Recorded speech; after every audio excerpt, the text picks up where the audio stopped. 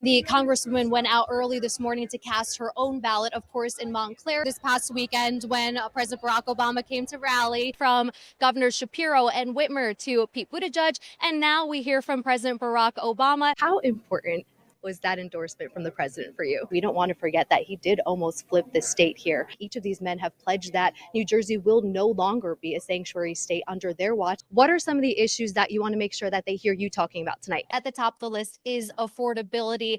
Property taxes, energy costs, those utility bills, of course, went up this summer. You were obviously opponents during the primary. I know there was some anxiety about, are people actually going to come out and vote, or are they going to sit it out? So if you were watching this race across the nation as an indicator for what's to happen with the midterm elections, I think that we have a pretty clear answer. Is Mikey Sherrill projected on the screen behind me as the governor-elect of New Jersey? And like I mentioned, I'd say we'll probably hear from her in about 15 minutes. So we're going to get set up for that, and I'll bring it to you guys live.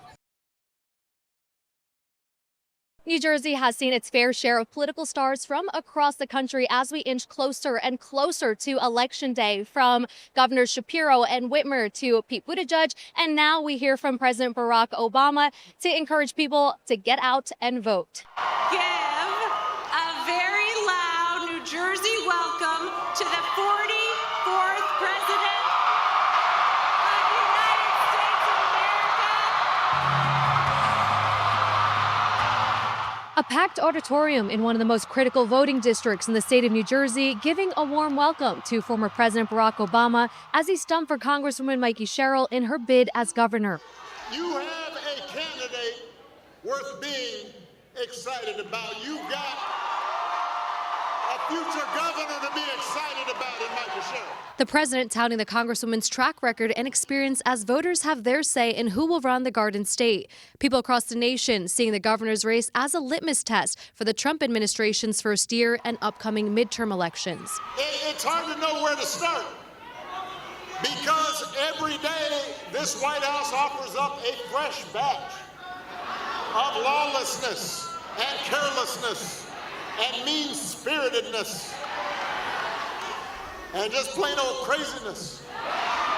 The Trump administration's tough on immigration stance a critical issue for voters across the state, with some also acknowledging President Obama's deportation record and Mikey Sherrill's lack of clarity on the future of the Immigrant Trust Act. It's a crucial election. If you are out there and you're still wondering whether or not you need to vote, I suggest you get up, get off the sidelines, and vote ASAP. Nevertheless, the crowd leaving the event feeling charged up with the inspirational themes of hope and change President Obama is known for. It was wonderful. We love Mikey Sherrill. We campaigned for her for Congress.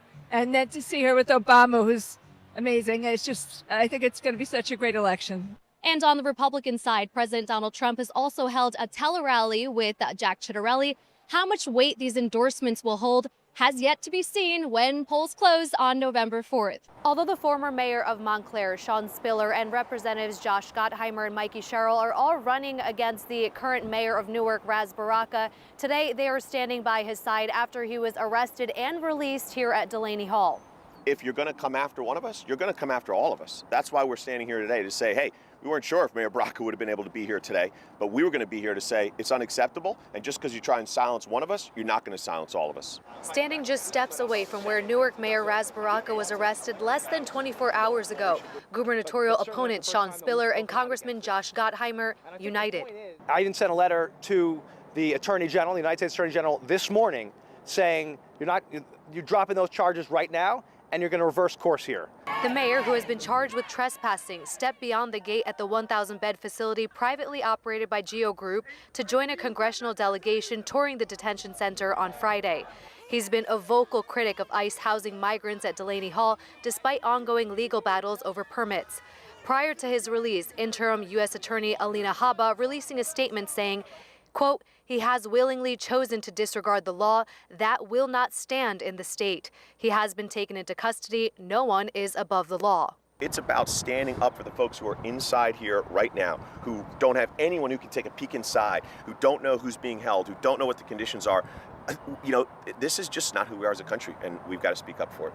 Representative Mikey Sherrill, also running for governor, speaking up later on in the day. to see a police force where we couldn't identify them. They had their badges covered, they didn't have insignia, they didn't have names, they had bandanas on, dark glasses, no accountability. That should not be happening here in New Jersey. Meantime, on the Republican side, the mayor of Newark has faced criticism for not focusing on other issues such as what's going on here at the airport, and some even going as far as calling this a publicity stunt. 2.5 weeks after 15 people were ripped out of Princeton during an ICE raid, the council unanimously voting on a resolution urging state lawmakers to support the Immigrant Trust Act. We recognize that a resolution is not law. We recognize that it is a statement of concerns and demands. However, we also recognize that the power that that statement could have. Their decision coming months after advocacy from local group Resistencia and Acción New Jersey, who were told the council wasn't interested in passing the resolution back in June. There's never been any ambiguity about the council's commitment to the ITA. The ITA is sort of a no-brainer, or it provides safeguards against what is a totally broken immigration system. And I hope that we will all keep our eyes on the big picture. Princeton is the latest in nearly 15 cities adopting similar resolutions. If state lawmakers hear their calls, the Immigrant Trust Act would increase the protections and privacy of immigrant communities and limit conversations concerning immigrant status when seeking public services. We're hoping that other municipalities also take pointers out of our process so that they can also implement such language into their adoptions of the resolution with the intention that this is a first step. Advocacy groups are hoping that Princeton City Council can build on this momentum by providing additional resources to families impacted by the recent ICE raids.